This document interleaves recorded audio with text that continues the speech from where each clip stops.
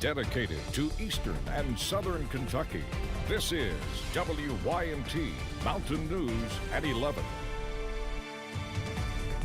Good evening, I'm Madison Carmouche. A college professor has been charged with involuntary manslaughter in the death of a Jewish man during a demonstration earlier this month over the Israel-Hamas war. CBS's Carter Evans reports California authorities, quote, have not ruled out the possibility of a hate crime.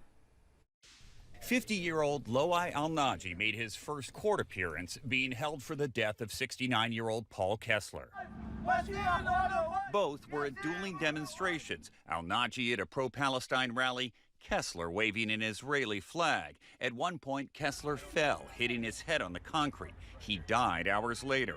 The charges, involuntary manslaughter and battery.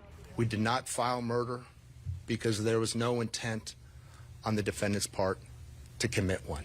Investigators say they've conducted at least 60 interviews and examined more than 600 pieces of evidence to reconstruct the moments leading up to the confrontation. Widely circulated video picks up after Kessler's fall. The suspect stayed on the scene and spoke with investigators.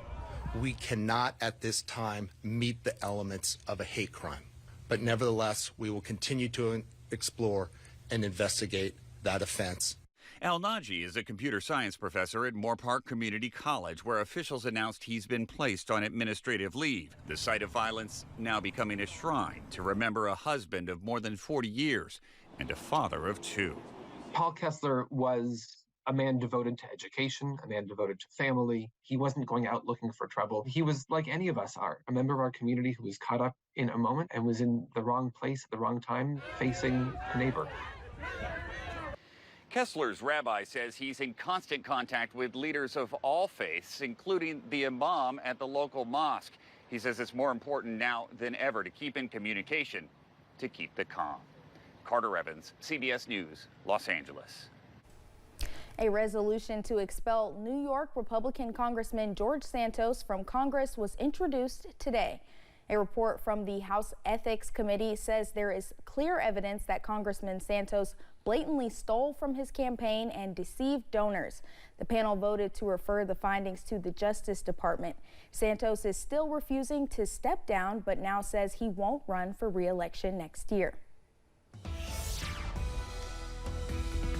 We are still tracking spotty showers across the mountains as we go into tonight. A few showers close to the Mountain Parkway, also a few showers close to the Kentucky and Virginia borders as well. Zooming into portions of Pike County, also into Dickinson and Buchanan counties in Virginia, and a few more light showers in Harlan County, also close to Whitesburg and Letcher County as well. And a few more showers are possible as we go into tonight, but we are tracking a gradual drying trend as you wake up and kick off your weekend. Those lows back in the middle to upper 40s, and again, a small chance of a stray shower early in the morning tomorrow, but most of your Saturday, also Sunday, is dry, also more sunny as we kick off your weekend. Highs back in the middle 50s, and that dry weather does continue into tomorrow evening, also tomorrow night, but we are cold as you wake up on Sunday. Check out these lows back in the middle to lower 30s and a few upper 20s in some areas.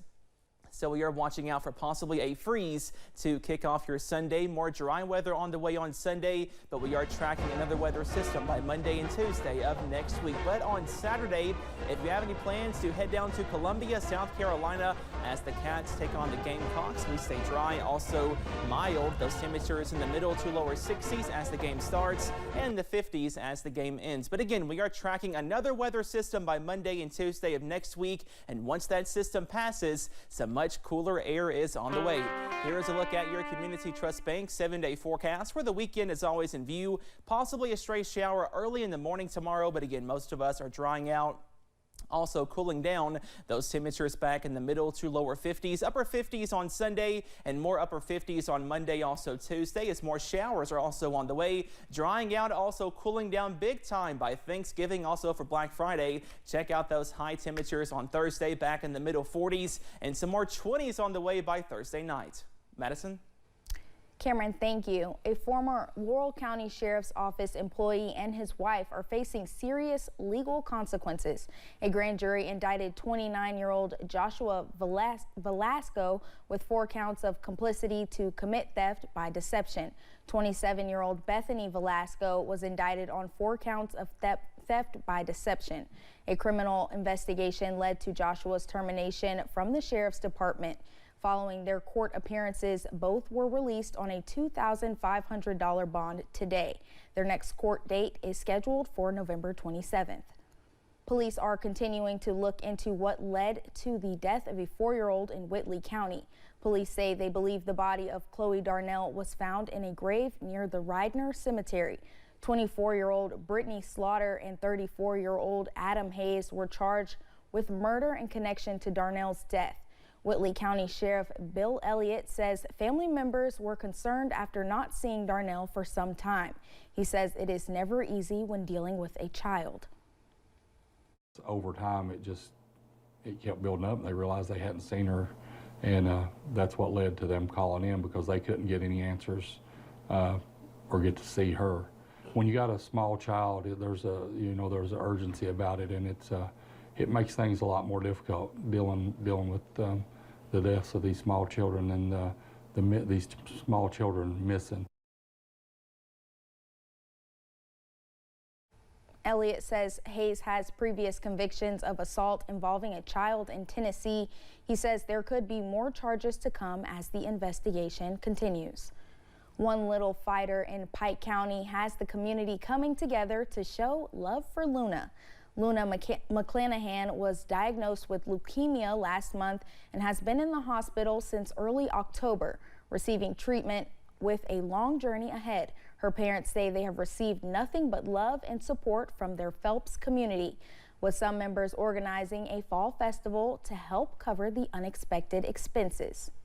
I mean, it's a long little ride in between here and there, but I mean, it's worth it so she gets the treatment that she needs, and Lord willing, she'll be back home with us and cancer-free. For more on Luna's journey and the fundraiser being hosted Saturday in her honor, you can head to this story on our website. One Kentucky National Guard Armory has a new name. The facility in Middlesboro is now named in honor of Lieutenant Colonel Jeffrey D. Cole. A ceremony was held this afternoon with the Adjutant General for Kentucky and other dignitaries. In 2005, Cole commanded Middlesboro's Delta Company, 1st Battalion, 149th Infantry in Ramadi, Iraq. Under his command, every soldier returned home alive. Cole died on September 11th, 2015. Kentuckians have now wagered nearly $448 million since sports betting became legal. The governor's office says that includes more than $21 million wagered in person.